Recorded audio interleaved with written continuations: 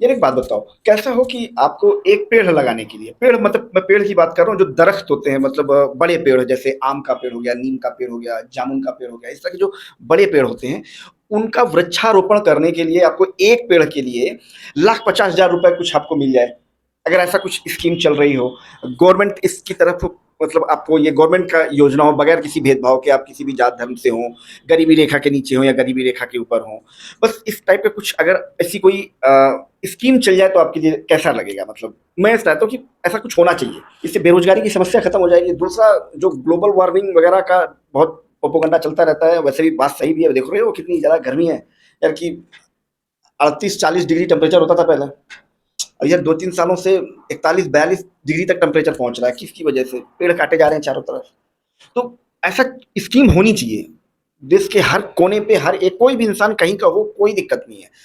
हाँ, थोड़ा सा उसके लिए ऐसा नहीं कि सिर्फ वृक्षारोपण कर दिया और आपको उसको एज ए आरडी, जैसे डाकघर में आरडी करवाते हैं ना, थोड़ा थोड़ा डालते रहे, 5 साल बाद, 8 साल बाद एक अच्छा खासा अमाउंट आपको मिलता है, आपके पास थोड़ा सा जुड़ के आपको वहां मिलता है, मगर वो तो सही बात आरडी की, मतलब फाइनेंशियल से रिलेटेड बात होगी। ठीक है, तो वहां पर आपको इन्वेस्ट करना पड़ेगा, और यहाँ पर आपको ये करना हो कि हर एक बंदा जो पेड़ लगाए, कोई भी एक ही पेड़ लगाए, उसका 1,50,000 रुपए गवर्नमेंट की तरफ से उसको एज ए मिले, जैसे राशन मिलता है लोगों को, मगर वो कुछ लोगों को मिलता है, कुछ लोगों को नहीं मिलता है। तो वो उस रेखा के नीचे जो आते हैं, सही भी है, कोई खैर वो अलग मैटर है। मगर मैं कह रहा हूँ कि ये जो अगर एक पेड़ एज ए आपकी इन्वेस्टमेंट, ये सोच बैठा दी जाए सबको, और ऐसा कुछ सरकारी स्कीम हो, गवर्नमेंट की स्कीम हो, कि आप एक पेड़ लगाइए, उसकी जिम्मेदारी आपकी है, एक पेड़ लगाइए, उसकी जिम्मेदारी आपकी है।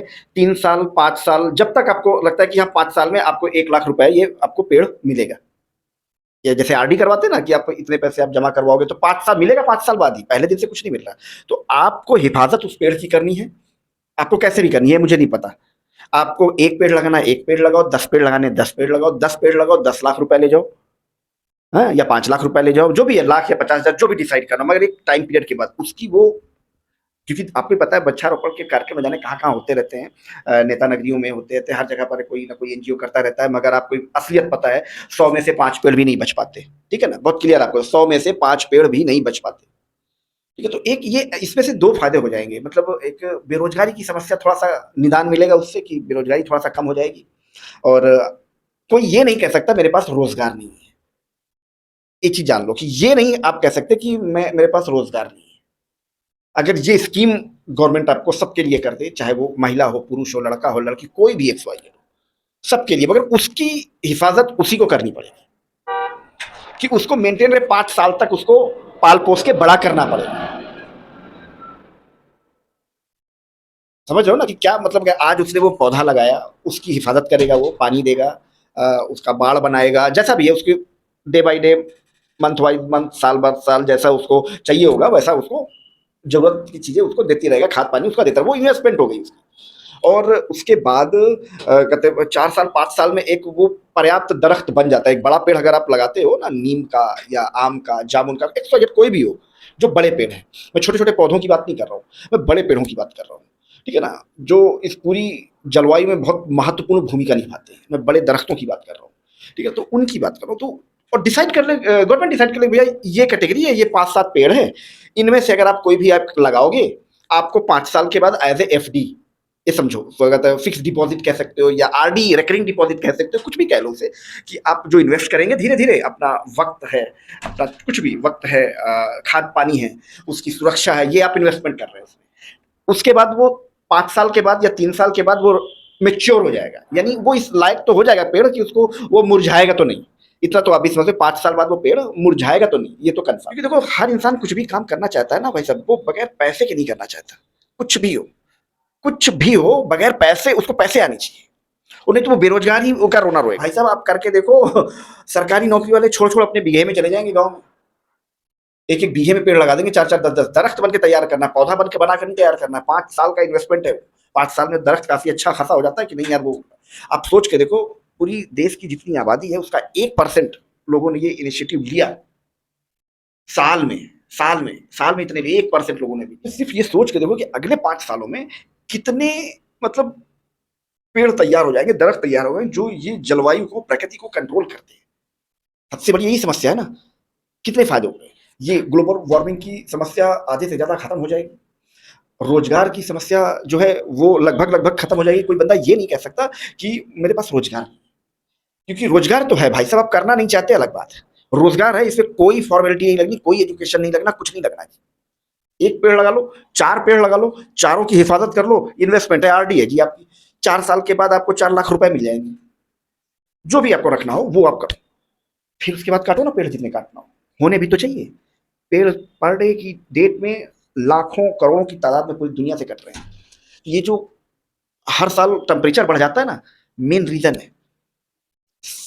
साइंस के अकॉर्डिंग, अगर मैं गलत हूँ तो मुझे करेक्ट कर देना, अगर साइंस के अकॉर्डिंग कहते हैं 55-56 डिग्री में अगर टेम्परेचर हो जाए तो आदमी बच नहीं सकता, मतलब जिंदा रहेगा ही, आदमी नहीं रहेगा। अगर 55 डिग्री टेम्परेचर हो जाए तो आदमी नहीं रहेगा, ये साइंस कहती है आई थिंक। तो आप सोचो सर, 37-38 तो मैंने देखा हुआ है, 37-38, 40-45, 41-42, और कहीं कहीं पर 43 भी पहुंच गया, तो ये हर साल बढ़ता जाएगा। तो इसका मतलब अगले 5-7 साल, 10 साल के बाद आपको कुछ ज़्यादा सिचुएशन ये फेस करनी पड़ेगी।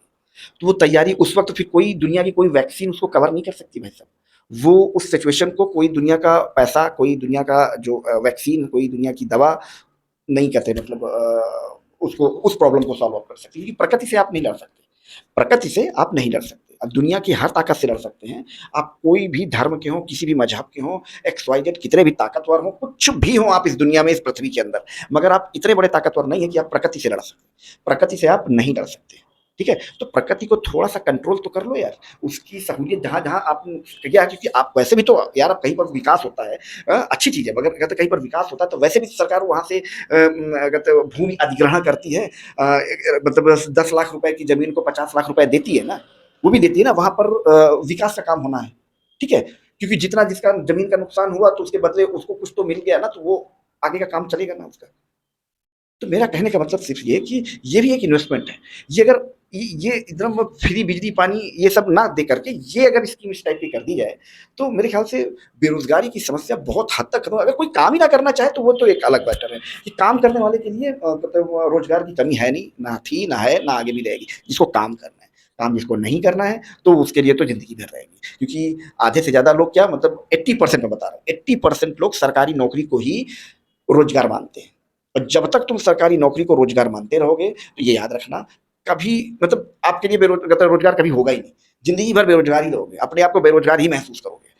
ठीक है ना? तो इस चीज़ को थोड़ा-सा सोच बदलने की ज़रूरत है। रोज़गार का मतलब सरकारी नौकरी नहीं होता। रोज़गार का मतलब रोज़गार होता है। ठीक है? सरकारी नौकरी और रोज़गार दोनों अलग-अलग चीज़ें हैं भाई। बात को समझो कि दोनों चीज़ें अलग-अलग हैं। ऐसा नहीं है कि मतलब रोज़गार का मतलब सरकारी नौकरी हो गया, सरकारी नौकरी का मतलब रोज़गार हो गया। नहीं भाई, ऐसा नहीं है। इतना समझना पड़ेगा। मैं चाहता हूँ ये सुझाव और ये वीडियो अगर आप किसी भी तरीके से सरकार तक पहुँचा सके, तो बिल्कुल पहुँचाना यार। ठीक है ना? ये किसी मैं अपने फ़ायदे के लिए नहीं कह रहा हूँ, ये सबके फ़ायदे के लिए, आपके फ़ायदे के लिए है, आपके परिवार के फ़ायदे के लिए है, पूरे समाज के फ़ायदे के लिए, आपकी आगे आने वाली जनरेशन के फ़ायदे के लिए है। ठीक है ना? आप ये इससे मुँह नहीं मोड़ सकते, ये है, सच्चाई तो है। आज नहीं तो कल, कल नहीं तो परसों, देखते भी चले आ रहे हो ना, 4-5 सालों में टेम्परेचर, अब देखो इस वक़्त मई का ये पहली या दूसरी तारीख, 2 ऑफ मई है, 2 तारीख है ये। आज तो बताओ, इतनी इतनी भीषण गर्मी, जो गर्मी जून में नहीं होती थी। सोच के देखो यार। तो कुछ ना कुछ सब अपने स्वार्थ के लिए काम करते रहेंगे तो फिर प्रकृति भी स्वार्थी हो जाएगी, तो करोगे क्या? तो इस छोटा सा सुझाव है, अगर ऐसा कुछ हो सके तो, अगर हो सके तो, क्योंकि सिस्टम में आप हैं और सिस्टम बनाना आपका काम है। मैंने आपको बताया कि ऐसे से ऐसा कुछ किया जा सकता है, और मैं बताने वाला होता कौन हूँ, मेरे अंदर की सोच थी, मैंने आपको बता दी। ठीक है ना? चलो ठीक है, आपको कैसा लगा ये थोड़ा सा सुझाव, तो मुझे जरूर कमेंट में बताना। और मैं आपसे बार बार एक चीज कह रहा हूँ, इस वीडियो को, क्योंकि सबके लिए, इस वीडियो को सरकार तक पहुंचाओ, कहीं की सरकार तक पहुंचाओ। ठीक है ना? वहां पहुंचाओ तो सही, यार नहीं, ऐसा से ऐसा अगर कुछ स्कीम ऐसी चलती तो कितना कितना मतलब सबके लिए फायदेमंद है। चलिए मिलता हूँ नेक्स्ट वीडियो में। जय श्री राम।